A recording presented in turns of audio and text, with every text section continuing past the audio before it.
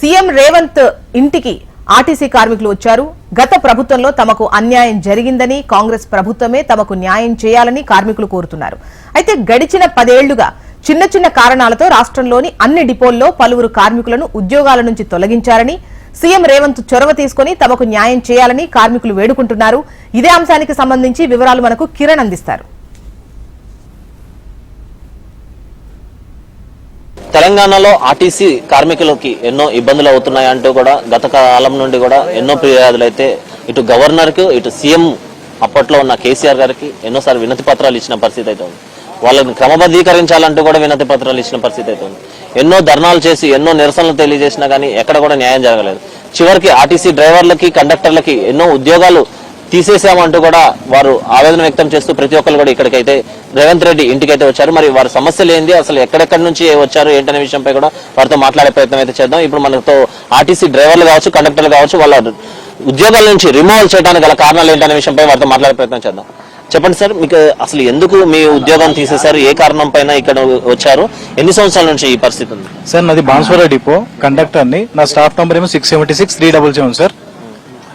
మాకు 3 ఆడపిల్లలు సార్. 7 సంవత్సరాల నుంచి చాలా ఇబ్బంది పడుతున్నాను నేను. 3 ఆడపిల్లలు, మా ఫ్యామిలీ కూడా రోడ్డున పడ్డది సార్. దయచేసి మా ఉద్యమం మాకు ఇప్పియగలరని కోరుతున్నాం సార్. సార్ మా చంపేట్ డిపో సార్, మా ప్రాపర్ రంగాపూర్. అయితే మేము తిరుపతి నుంచి వస్తుంటే టికెట్ ఇష్యూ లేదని చెప్పి మా ముందర ఇచ్చిరని చెప్పి అనుకారణాల వల్ల మమ్మల్ని ఎడ్యుకేషన్ లేని చదువు 10th పాస్ అయితేనే టిమ్ సర్వీసులకు పంపించాలని రూల్ అండ్ రెగ్యులేషన్ ఉన్న డిపోల డిఎం గారు మా మీద కఠినమైన నిర్ణయాలు తీసుకొని మీ డిపోలు డ్యూటీలో పోతేనే మీకు ఉద్యోగాలు ఉంటాయి, మీ చదివిన చదువుకున్న కానీ టిమ్ సర్వీసులు చేయాల్సిందని మా మీద కఠినమైన నిర్ణయాలతోటి మమ్మల్ని డ్యూటీకి తోడడం జరిగింది సార్. అయినా మా టికెట్ ఇష్యూ ఉన్నా కానీ టికెట్ మమ్మల్ని చుట్టి ఇష్యూ చేసేదని చెప్పి మా ఉద్యోగం తొలగించి 5 ఏళ్ళు కావచ్చు సార్. అప్పటి నుంచి మేము ఏ ఆఫీసర్ అనుకున్నా కానీ అందరూ సస్పెండ్ చేస్తూ వచ్చినారు. ఈడీ గారు కూడా రిమూవ్ చేసినారు. ఎండీ గారు కూడా ఎండీ గారు మేమేం చేయలేమని చెప్పినారు.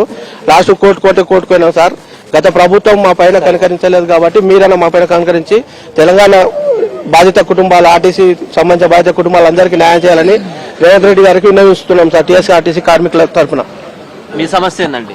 సార్ మొన్న జరిగిన మహాలక్ష్మి టికెట్ల వల్ల నన్ను సస్పెండ్ చేశారు సార్. జస్ట్ 80 మందిలో 3 చూసుకోలేదు సార్. అదొక చిన్న పొరపాటు. దాని గురించి నన్ను సస్పెండ్ చేశారు. ఈ చిన్న పొరపాట్లను క్షమించి మా డ్యూటీ మాకు ఇవ్వగలని నేను కోరుతున్నాను సార్. ముఖ్యంగా మీడియా మిత్రులకి రేవంత్ సార్కి తెలియజేయన్నది ఏమనగా నా పేరు Chinnayudu, RTC driver, TSRTC BHL depot driver అండి. నేను విజయవాడ సర్వీసులు శ్రీశైలము, గుంటూరు చేసేవాడిని. ఆ రూట్ లో 40 మంది ప్యాసింజర్ ఉన్నారు. అందులో 2కి టికెట్ ఇవ్వలేదు అని చెప్పేసి నన్ను చూస్తే నువ్వు టికెట్ కొట్టినావు అని చెప్పేసి రిమూవ్ చేసిండు. ఈడీ గారికి అప్పీల్ పెట్టుకుంటే కూడా ఇవ్వలేదు. ఫైనల్ గా మమ్మల్ని సస్పెండ్ చేసి 1 ఇయర్ అవుతుంది సార్. మేము 10 సంవత్సరాల సంది డ్యూటీ చేశాము. లాస్ట్ ఫైనల్లో మాకు ఇన్ని సంవత్సరాలు చేసినందుకు ఈ చిన్న పొరపాట్లు తీసేస్తే మేము కాంట్రాక్ట్ బేసిక్ లా 3 సంవత్సరాలు చేసామండి. కాంట్రాక్ట్ బేసిక్ లా 7,000 జీతానికి 3 సంవత్సరాలు చేసాము. రెగ్యులర్ కావడానికి ఎన్నో కష్టాలు పడ్డాం. చిన్న జీతాలతోనే నెట్టుకుంటూ వచ్చాము. ఈ రోజు మీరన్నా మాకు దయతలచాలి. ఆఖరి 12 సంవత్సరాలు చేసిన తర్వాత చిన్న పొరపాట్లు తీసేసే మా పరిస్థితి ఏంది?